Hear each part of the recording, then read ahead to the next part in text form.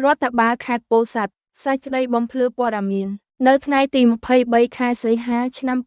2026នេះមានម្ចាស់គណនី Facebook ឈ្មោះអាយ៉ាទឹកត្នោតជូបានធ្វើការផ្សព្វផ្សាយវីដេអូក្នុងគណនី TikTok របស់ខ្លួនអំពីករណីឡានរបស់ខ្លួនត្រូវបានចោរលួចបូមប្រេងព្រមទាំងបានលាថ្មាស់និងជេរប្រមាថអ្នកខេត្តពោធិ៍សាត់ទាំងមូលថាមាយាទអន់ពូជចោរពាក់ព័ន្ធនឹងការផ្សព្វផ្សាយវីដេអូខាងលើនេះរដ្ឋបាលខេត្តពោធិ៍សាត់សូមជម្រាបជូនដល់បណ្ដាញផ្សព្វផ្សាយព័ត៌មាននិងសាធារណជនទាំងអស់ឲ្យបានជ្រាបថា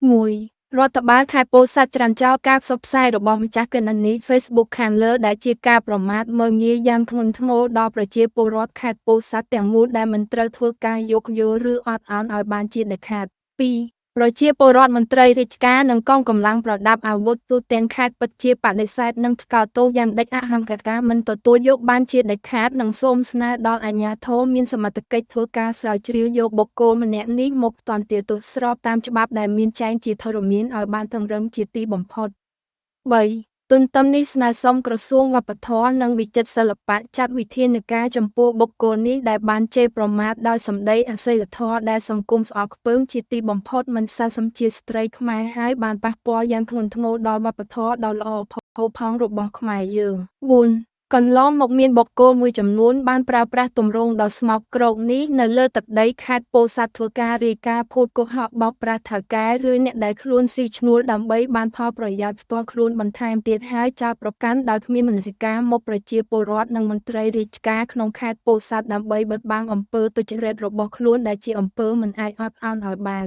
អាស្រ័យហេតុនេះសូមសាធារណជននិងបណ្ដាញសារព័ត៌មានទាំងអស់មេត្តាជ្រាបជាព័ត៌មាន អូននេះអត់មានសម្ដែងទេណាបងអ្នកនៅខេត្តពោធិ៍សាត់បងតកងឡានធំដូចគ្នាបងដឹងហើយចង់និយាយថាខេត្តស្អាតមើលទៅ perfect អត់មានសម្រាមទេតែមួយទៀតអ្នកស្រុកភូមិនៅភាគច្រើនគឺមួយទៀតអត់ពូចោលបងនិយាយថាពូចោលបណ្ដោយ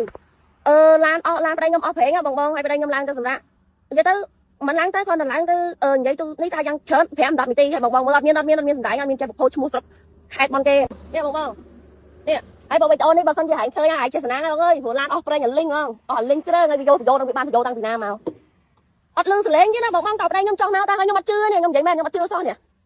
មានប្រេងណាមកតំណក់ហើយខ្ញុំអត់ជឿប្តីខ្ញុំទេខ្មោចឆ្កែមិនហ៊ានឈប់ដេកផងហើយយល់អត់ឯងយកថាខេត្តឯងតែឆ្កែវាហ៊ានឈប់ដេកផងហើយយល់ទេខេត្តនោះមួយអញនិយាយបានគ្មានអាណាគេចង់ចោតទេហើយយល់អត់ខេត្តណាស្រុកភូមិណាក៏គេមានចោលដែរតែគេចោលគេអត់ល្បីតែភូមិឯងខេត្តឯងគេល្បីហើយយល់ទេ25ខេត្តក្រុងគេល្បីតែខេត្តឯងមួយហ្នឹងហើយនៅចេញមកអញយល់ថាកំណើតឯងហ្នឹងកើតនៅហ្នឹងហើយយល់ទេតែកំណើតឯងហ្នឹងគេទៅហួសមកហួសហ្នឹងហើយកំណើតស្រុកកំណើតតែឯងកើតហ្នឹងណាខេត្តខ្លួនឯង25ខេត្តក្រុងគេស្អប់ពើមជាស្ទឹងមិនចង់ចោតគ្រប់គ្នាហើយនៅឯងទៅលយទៀតក្រុមមកអាសំគីហែងកាជះគេដែរតែហើយចាំខ្ញុំផ្ញើវីដេអូស្ដាប់ទាំងអស់ចូលស្ដាប់បោកហៅកាជះស្ដាប់បោកហៅស្បូនស្ដាប់ផងអញលើតែគេល្បីតែអញយកធ្លាប់ជួបឥឡូវអញធ្លាប់ជួបខេត្តចោលតែអញនិយាយមួយចំនួនធំណាមានបានម៉ៃទាំងអស់ឯងបើខ្វះភ្នែកឯងបើឯងបើភ្លើចាំអញផ្ញើវីដេអូឯងមើលអស់អាសំគីឯងកុំភ្លើអញនិយាយថាខេត្តហ្នឹងមួយចំនួនធំកបោចោលគេល្បី25ខេត្តក្រុងមានតែខេត្តហ្នឹងគេល្បីហើយយល់អត់តែឯងបើភ្លើមិនចឹងណាឯងបើប្រហែលគីឡូឯងឈប់មើលកង់ម្ដងឯងដាក់ទូកង់ឡានរៃចូលបន្លាយងាប់យីអាសាត់អញចេញវីដេអូសុំទោសសុំអីដែរដំបងអត់តមានណាគេប្រតិកម្មជាមួយអញចេញសុំទោសទុកឲ្យហើយព្រោះដឹងតែពាក្យហ្នឹងអញនិយាយខុស